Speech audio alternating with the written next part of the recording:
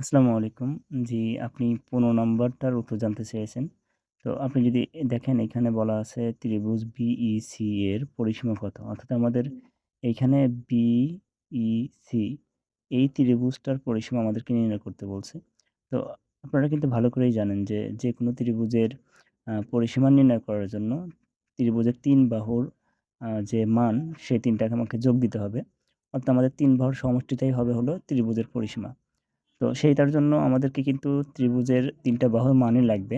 তবে আমরা যদি এখানে খেয়াল করি আমাদের ৩ টার মধ্যে একটা বাহুর মানও কিন্তু সরাসরি দেওয়া নেই। তবে এখানে আমাদেরকে কিছু শর্ত দেওয়া আছে। যেমন বলছে ওরা আ বিই বাহু আর হলো সিই বাহু এরা হলো পরস্পর সমান হবে। আচ্ছা, তারপর আরেকটা জিনিস খেয়াল করেন আমাদের এখানে কিন্তু কোণটাকে ওরা সমকোণ দিয়ে রাখছে। অর্থাৎ আমাদের এই ত্রিভুজের ক্ষেত্রে কিন্তু এটা যদি আমাদের সমকোণ হয় তাহলে এইটা আমাদের আ জন্য হবে অতিভুজ। আর যেটা হলো ত্রিভুজের জন্য বিসি বাহু, আসলে এই বিসিটা বাহু কিন্তু আবার আমরা যদি মনে করি ABCD এটা আয়তক্ষেত্র। এই আয়তক্ষেত্রের জন্য কিন্তু আবার এইটা হলো আমাদের একটা দৈর্ঘ্যের মানে আয়তক্ষেত্রের দৈর্ঘ্যের মাপ। অর্থাৎ যেটা আমাদের ত্রিভুজ যদি আমরা ধরি তাহলে আমাদের হবে এটা অতিভুজের মান BC। আর যদি আমরা আয়ত ধরি তাহলে আমাদের হবে এটা একটা দৈর্ঘ্যের মান। আর যেহেতু আয়তক্ষেত্রের এই AD বাহুর মান আছে ৮, অর্থাৎ আমরা বলতে পারি কিন্তু এই BC বাহুর মানটাও ৮। আচ্ছা, এখান থেকে কিন্তু আমরা একটা শর্ত পেয়ে যাচ্ছি। অর্থাৎ আমরা লিখতে পারবো হলো সমকোণী ত্রিভুজের বেলায় যে এইখানে যদি আমরা মানে ধরে নেই যে আমরা মনে করি যে এখানে BE টা আমরা ভূমি ধরে নিলাম। তারপরে আমরা CE বাহুটাকে লম্ব ধরে নিচ্ছি। তাহলে আমাদের এইখানে কিন্তু আ থাকতেছে হলো BC বাহু, অর্থাৎ যেটাকে আমরা অতিভুজ ধরতে পারি। তো এখানে যেটা আমরা খেয়াল করি এই আয়তের হিসাব করলে আমাদের BC বাহুর মান দেওয়া আছে ৮ সেন্টিমিটার।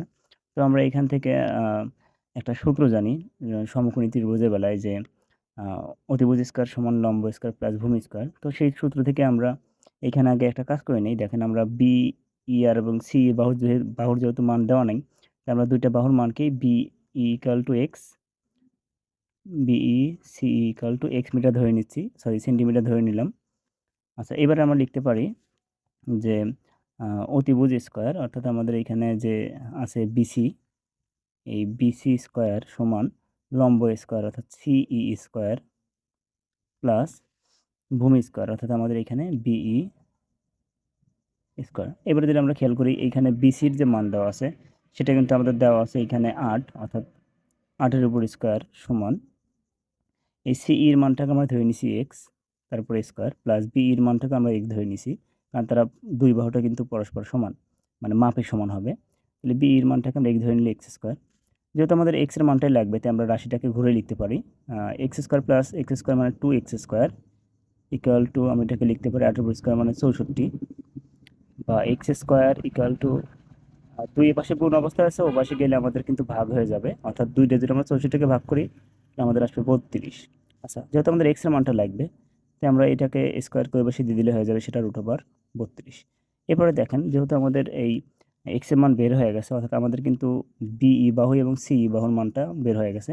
অর্থাৎ এইখানে আমাদের CE বাহুর মান হবে √32 এবং BE এর মানটাও হবে √32 এবং BC এর মানটা কিন্তু আমরা আয়ত ধরে বের করে নিলাম সেটা হলো 8 সেন্টিমিটার। অর্থাৎ আমাদের কিন্তু এই ত্রিভুজের অর্থাৎ ১৫ নম্বরের ত্রিভুজ BEC এর পরিসীমা হবে কতটুকু? অর্থাৎ ৩ বাহুর সমষ্টি অর্থাৎ BC plus CE plus BE।